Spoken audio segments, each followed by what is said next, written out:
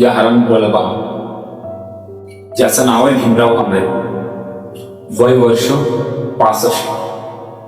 2015 मध्ये स्वतःच्या भाषेवर यांनी रेप केला होता आणि पोस्कोच्या ऍक्ट मध्ये तो जेलमध्ये होता.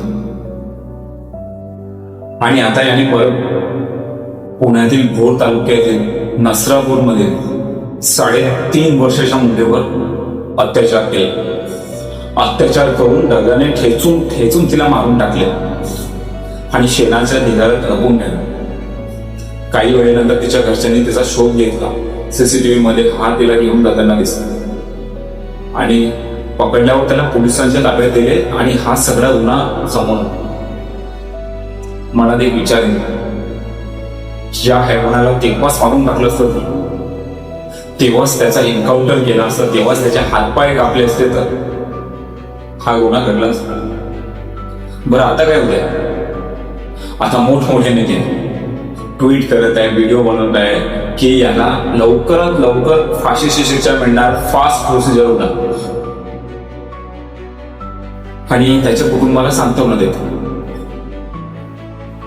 तर मला एक सांग, माझा एक प्रश्न आहे या सरकारला, या पोलीस प्रशासनाला, ती मुलगी जर तुमच्या घरची असते तर तेव्हा हा वेळ, तेव्हा ही प्रोसिजर, हे नियमावली, या गोष्टी पाडल्या गेल्या असत्या. अरे साधं जर आपल्या कुटुंबातील कोण्या महिलेवर कोणी बापरी नजर टाकूनही जर पाडलं, तेव्हा आपण तिथेच त्याच्या हातपाय तोडतो, तोड फोडतो. तेवढंच नाही तर त्याला संपवण्याचा विचारही आपल्या मनात येतो तिथेच. कोणती प्रोसिजर नाही पाहत. माझी महाराष्ट्रातील सरकारला हात जोडून विनंती आहे की या हरामखोराला फाशी देऊ नका. याला अशी शिक्षा आहे की हे कृत्य करणाऱ्याची आत्मा कापली पाहिजे. काय म्हणून गरज आहे?